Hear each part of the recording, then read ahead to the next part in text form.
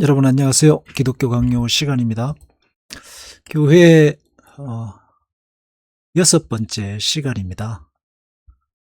제5항 교회를 통한 교육, 그 가치와 의무라는 제목을 가지고 있고, 본문의 내용을 보면은 하나님께서는 만물을 충만케 하려고 이제 교회를 세우셨다 합니다. 그리고 그 교회에는 사도, 선지자, 복음 전하는 자, 목사, 교사가 있다는 얘기고, 그들을 세운 이유는 온전케 하고 봉사의 일을 하게 하며 그리스도의 몸을 세우려 하신다.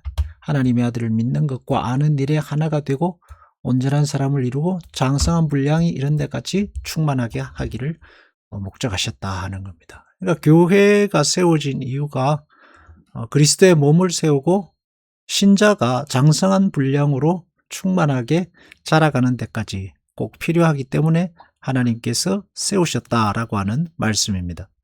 먼저 여기 보면 사도, 선지자, 복음 전하는 자, 목사, 교사를 말하고 있는데, 차이점이라고 하면은 어떤 시대 또 어떠한 일을 맡았느냐의 차이일 것입니다. 공통점은 예수 그리스도 십자가 진리 복음을 전하는 데에 부름받았다는 것이 공통점이겠죠. 특별히 예수님의 12 제자를 사도라고 하는데, 주님을 직접 목도한 사람들로서 예수 그리스도 십자가 진리의 복음을 그들에게 1차적으로 맡기시고 전하게 하신 겁니다. 목사와 교사도 마찬가지입니다. 교회에서 목사가 하는 일은 그리스도 십자가 진리의 복음을 전하고 가르치는 일입니다. 교사는 이제 목사가 없는 담임 목사가 없는 교회에서 말씀을 가르치는 사람이거나 혹은 소그룹에 그리스도 십자가 진리 복음을 맡은 사람들, 이런 사람들이라고 할 수 있고, 복음 전하는 자는 믿지 않는 사람들에게 이제 복음을 전하는 것이라고도 볼 수 있지만 순회 전도자 정도로 생각할 수 있겠습니다. 사실 여기는 기록되지 않았지만 가정에서는 사실 부모가 이 역할을 감당하고 있다라고 해야 할 겁니다. 그리고 전도한 사람이 있으면 또 전도한 사람에게는 전도자가 그 일을 감당하는 것이 될 수도 있겠습니다. 그리고 또 각자 개인은 각자 자신의 성화를 위해서 또 예수 그리스도의 십자가 복음의 진리를 감당하고 있다라고 할 수 있습니다. 이렇게 하나님께서 교회를 세우시고 또 직분자를 세운 일인 하나님께서 머리 대신 예수 그리스도의 몸된 교회를 다스리고 성화시켜 나가시는 한 방법이 됩니다. 다른 여러 가지 방법을 쓰실 수도 있지만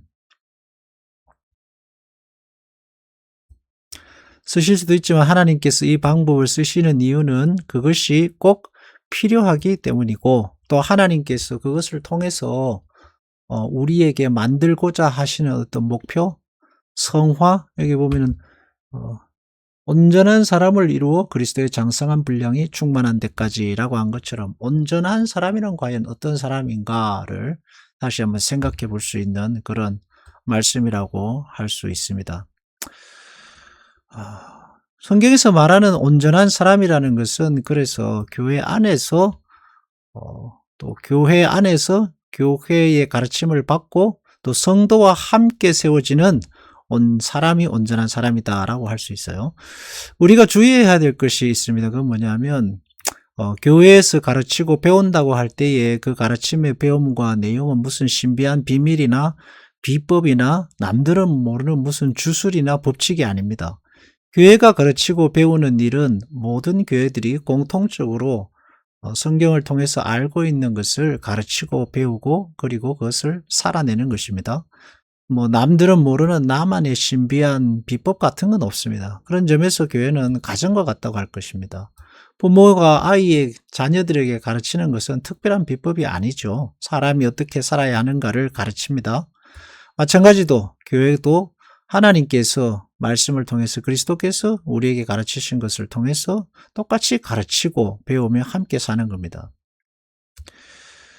특별히 교회는 이제 하나님의 자녀가 어떻게 살아야 하는 것을 가르칩니다. 그러려면 하나님이 어떤 분이신가로 시작해서 어떻게 하나님께서 역사를 이끌어 가시는가, 신자를 하나님께서 어떻게 만들어 가시는가 하는 내용들을 배우고 익혀야 되는 거죠. 그래야지 내가 지금 신앙이 어떤 위치에 서 있고 하나님이 이런 환경과 시간들을 통해서 나에게 무엇을 가르치고자 하는가, 이런 것들을 배우게 됩니다. 그러 그런 어떤 배움이 있을 때에 거기서 하나님과의 관계가 멀어진다거나 또 내가 지금 살아가고 있는 이 길이 하나님이 나를 뭐 버리셨다거나 하는 것이 아니라 나를 만들어 가시는 방법이라는 것을 알게 되는 거죠. 또 예수 그리스도의 십자가의 복음의 진리와 또 교회를 하나님께서 주신 이유, 교회가 어떤 일을 해야 되는가, 또 나는 어떻게 하나님을 믿고 이런 것들을 이제 배우게 되는 거죠. 그렇기 때문에 목사나 선교사를 세울 때는 가장 먼저 묻는 것은 성경 지식이 아닙니다.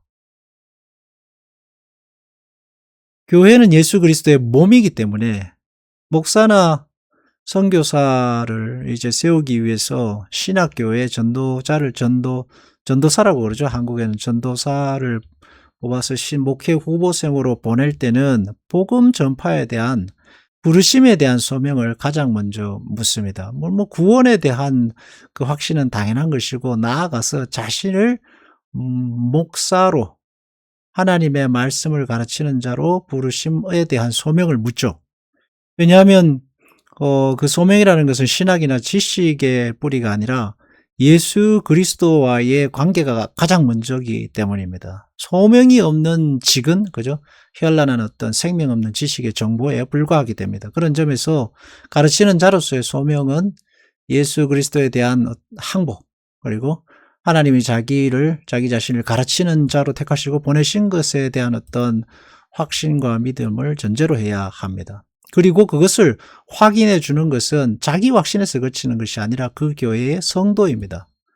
가르침의 은사가 있는지, 정말 자신들을 가르쳐서 믿음의 길로 살아가도록 할 어떤 연단의 증거와 부르심의 증거가 있는지를 교회가, 성도들이, 그 교회에 있는 지도자들이 증명을 하고 확인해서 이제 신학교로 보내는 거죠. 그래서 어떤 한 사람 목회 후보생이 신학교에 갈 때는 교회가 검증하고 보내는 것입니다. 자기가 가고 싶어서 가는 게 아닙니다. 교회가 그 사람의 신앙과 은사와 부르심을 검증하고 왜 가려고 하느냐에 대한 이유를 그 사람의 삶과 어떤 그 사람의 그 교회 생활을 통해서 확인하고 난 다음에 보내는 거죠. 그래서 단순히 하나님이 가라고 하셨다가 아니라 그걸로 다 되는 건 아닙니다. 주변 사람들이, 잘 아는 사람들이 검증하는 거죠. 교회 장로들이, 오랜 신앙생활을 한 사람들이 말이죠. 그래서 그렇게 이제 목사나 가르치는 자를 세우는 방식이 바로 하나님께서 교회를 세운 방식이고, 또 교회를 만들어가는 방식이다. 사실 세상에서의 명예와 권세는 없습니다. 그렇기 때문에 부르심의 부르심에 대한 어떤 확증, 주께서 자신을 그런 목사나 전도 목사나 선교사나 로 부르시는 것에 대한 확신이 필요한 거죠. 하나님은 이런 방법으로 복음을 전하기로 작정하셨습니다. 그래서 바울도 디모데를 세우고, 또 위에 폴리갑을 세우고, 교회 안에서 사역자들이 세워지고, 그리고 그렇게 교회가 나아갑니다. 그리고 주님은 그런 방식으로 복음을 전하시고 그 속에서 역사하셔서 신자들을 불러들이시고 또 하나님의 나라를 확장시켜 가시죠. 성경에 보면 선지자들이 나오는데 선지자는 비상수단입니다. 잘하지 못하기 때문에 세운 겁니다. 누가 잘하지 못하느냐? 제사장과 레위인들이, 그리고 왕이, 지도자들이 잘하지 못하기 때문에 세워진 비상수단이 선지자입니다. 그런 점에서 예나 지금이나 교회의 가장 막중한 책임은 목사에게 있습니다. 목사는 그 직책을 잘 감당해야 하겠죠.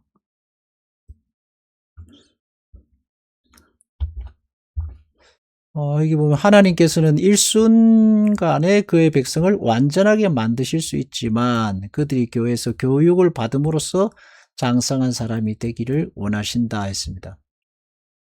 그리고 하늘 교리를 전파하라고 목자들에게 명하셨다. 동일한 규정하에 두셨다.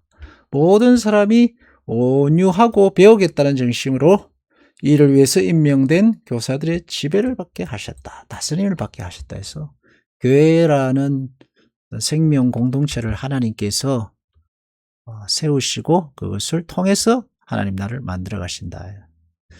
그렇지만 하나님께서 사람에게만 맡기신 건 결코 아닙니다. 성령께서 친히 역사하시고 머리 되신 그 주님께서 교회의 머리가 되셔서 교회를 질서를 유지하시고 만들어 가십니다. 그래서 교회들이 질서가 잡힐 때 보면은 성령께서 친히 역사하셔서 주님께서 친히 역사하셔서 때로는 가지를 치시고 어떤 질서의 관계를 정리하셔서 하나님이 세우시는 것을 보게 됩니다. 자, 온유하고 배우겠다는 정신으로 온유하고 모든 사람이 온유하게 배우겠다는 정신으로 입니다. 세례를 받을 때는 그래서 교회의 법과 질서를 따를 것에 대한 서약을 받습니다. 이 질서와 법은 하나님께서 세우신 진리의 전파 방식을 따를 것에 대한 서약입니다. 말씀이 목사를 통해 전해지고 그 말씀이 하나님의 말씀으로 받고 또 함께 신앙생활을 하면서 신앙이 무엇인지를 깨우치고 또 허투루 이단의 신비 묘약을 빠지지 않는 하나님의 말씀에 신앙 성장과 성화의 방법을 따르는 이런 것들 가는 겁니다.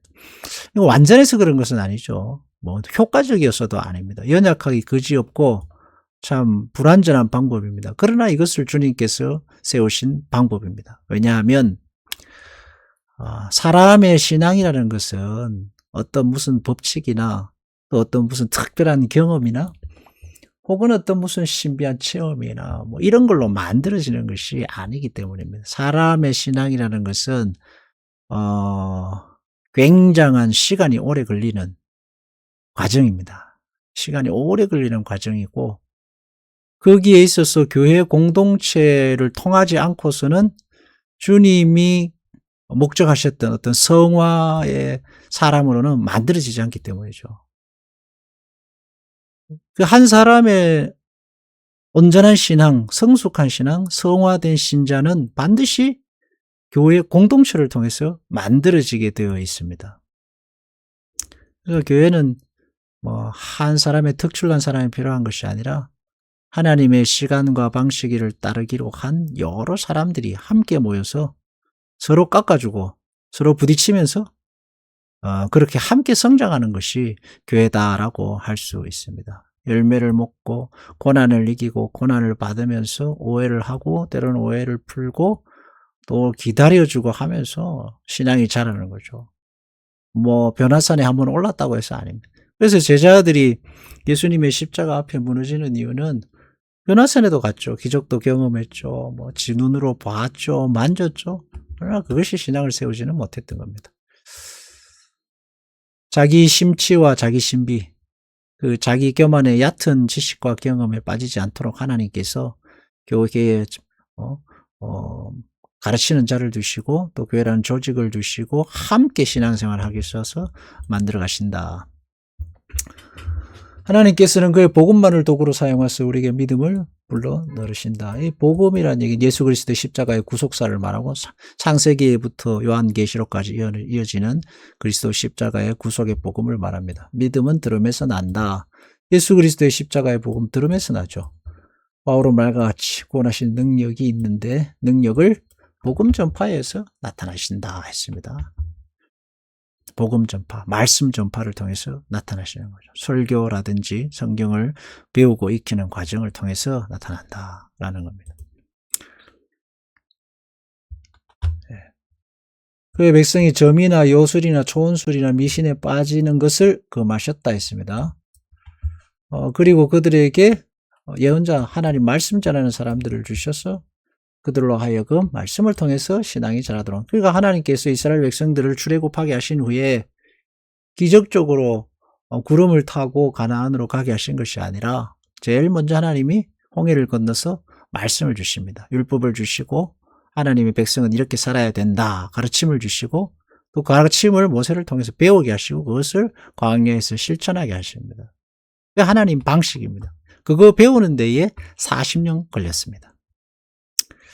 점이라든지 요술이라든지 초원이라든지 미신을 금하시는 이유가 뭘까요? 하나님이 이런 방식이 아니라 율법과 말씀으로 사람을 만들어 가시는 이유를 알아야 됩니다. 점이나 요술이나 초원이나 미신에는 자기 자신의 성화가 없습니다. 나를 깎아서 훈련하고 눈물을 흘리고 고난을 감수하고 어떤 인고의 세월을 견뎌내는 시간, 역사적 시간이 없습니다. 왜냐하면 미신이라는 것 자체가 그걸 피하려고 만든 것이기 때문입니다. 그러니까 그건 신앙의 방식이 아닙니다.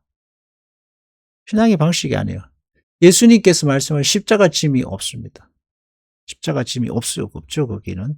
자기가 깎아지고, 자기가 낮아지고, 자기가 겸손해지고, 자기의 이해의 폭이 넓어지고, 사람들에 대한 어떤,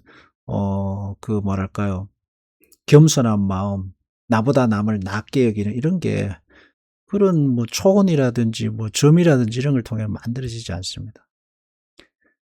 오랜 시간 함께 살다가 죽고 얻어맞고 치료받고 또 부러지고 다시 붙고하면서 만들어지는 게 신앙이고 그게 성화입니다. 그러면서 내 안에 육신의 정욕은 죽고 그리스도가 서서히 더 크게 자리를 차지하고 더 많이 깊은 곳에서 내 안에 살아 움직이고 나의 삶의 기준이 되고 이유가 되고 목적이 되는 그런 사람들이 또 그렇게 모여서 교회를 이루고 한 몸으로 사는 그게 교회입니다. 그러니까 신앙이 성화가 그리스도를 닮아가는 거 뭘로 어디서 확인하게 돼요? 교회 생활을 통해서 확인하게 됩니다. 언제나 교회로 확인합니다. 성도와 함께 서로 인내하고 모자람을 참아주고 견뎌내고 손을 잡아주고 성화죠. 예수님을 닮는 겁니다. 교회의 한 몸이 되고 머리 대신 예수 그리스도와 함께 각자 다른 모든 면에서 다른 한 사람들이 한 예수 그리스도, 한 왕이신 그리스도를 섬기면서 여기가 성화되는 겁니다. 그래서 충실한 신앙생활, 여기서 충실하다는 것은 성도로서 함께 신앙생활하는 다른 나의 그 지체들을 온전한 나의 지체로 받아들이면서 그런 점이시죠. 그래서 환상이라든지 뭐 은사라든지 능력이 오히려 교회됨을 해치는 경우가 더 많습니다. 아까도 이야기했지만 그 이유는 간단합니다. 말씀으로 자기를 깎지 않습니다. 다른 사람을 나보다 낮게 여기지 않습니다. 그게 힘들고 싫기 때문에 그렇죠. 그러나 우리는 언제나 서로 부대끼면서 나보다 남을 낮게 여기고 다른 사람들 속에 있는 그리스도의 살아 역사하심을 보고 그렇게 함께 느리고 어려운 길로 가기로 한 그 사람들이 바로 교회입니다. 교회.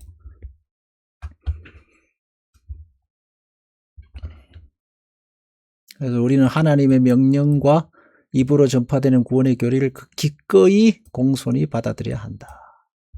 뭐 불기둥, 구름기둥, 천둥, 번개, 사람이 살아나고 이런 게 아니라 전파되는 구원의 교리, 하나님의 명령과 하나님 입으로 하나님 말씀, 성경 말씀의 교리가 전파되고 가르쳐지는 어떤 그런 과정들을 받아들일 겸손히 이게 신앙의 첫발이죠. 신앙의 첫 발걸음입니다. 이 평범한 교수 방법에 매이게 하셨다. 근데 이걸 싫어하는 사람들을 가리켜서 칼빈은 아주 독설적으로 광신자들이라고 이제 운을 띄웁니다. 그죠?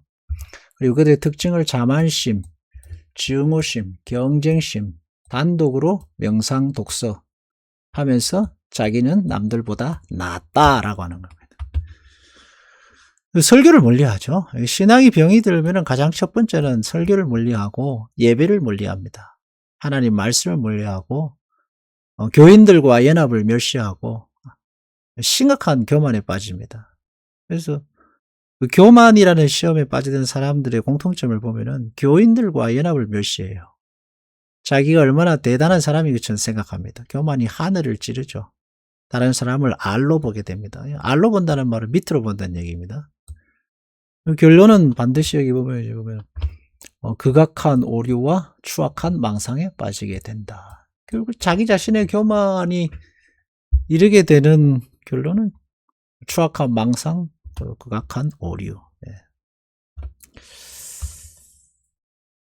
그 망상의 결론은 하나님의 은혜를 잊어버리고 자기 의를 쌓는 것입니다. 내 힘으로 되었다. 내 열심과 노력의 결과다라고 주장하죠. 너희도 그러니까 열심히 해라. 신앙의 가장 큰 고질병입니다. 결국 이런 그 교만한 신앙이 깨지는 방법은 처참하게 실패하고 낮아지는 길을 위해 다른 길이 없습니다. 자기가 아무리 노력하고 열심히 해도 안 되는 세계가 있다는 것을 보게 되면 이제 머리가 깨지고 다리도 부러지고 하면 이제 겸손히 교인들과 함께 묻혀서 서로 손을 잡아주고 살아가는 그런 성화된 그리스도인이 되는 것입니다. 그래서 우리는 늘 나 자신을 잘 생각해 봐야 됩니다. 내가 남들보다 더 잘났다? 다른 사람이 알로 보인다? 그러면 이제 그때부터 교만의 길로 접어들게 된 것이죠. 그래서 참 신자는 늘 자기 자신을 십자가로 쳐서 복종시키고 십자가를 붙들고 사는 사람이 참 신자입니다. 그거 외에는 성화의 길을 가는 주님의 길을 가는 다른 방법이 없습니다. 그래서 참 신자는 교회라는 연약하게 이를 때 없는 십자가를 지는 사람입니다. 복음의 말씀과 전도를 통해서 배우기를 기뻐하는 사람이고 그 멍에를 메고 고난 가운데 나가는 사람이라 할 수 있습니다. 아무리 그 한 사람의 능력이 뛰어나도 천국을 1000만 번을 다녀와도 안 됩니다. 하나님의 나라는 그런 사람이 아니라 주님을 머리로 삼는 교회 공동체에서 서로 세워주고 이끌어주고 위로하고 격려하고 나보다 남을 낮게 여기면서 만들어가는 성화고 그것이 주님을 닮아가는 길이고 또 그것이 복된 인생이 되는 비결입니다. 이 땅에서 자유하게 되는 비결이기도 하고 이 땅에서 경쟁과 어떤 불안과 염려에서 벗어나는 길이기도 합니다. 기도하겠습니다. 하나님 아버지, 충실한 신자로 살아가게 하소서. 언제나 겸손히 하나님의 말씀 앞에 자기를 돌아보게 하시고 교만하지 않게 하시고 남을 나보다 나았게 여기고 교회 안에서 우리의 신앙을 점검받고 교회를 통해서 교회를 세우며 복된 신앙으로 살아갈 수 있도록 은혜를 베풀어 주옵소서. 한치라도 교만의 자리에 들지 않도록 우리를 붙들어 주소서. 예수님 이름으로 기도합니다. 아멘.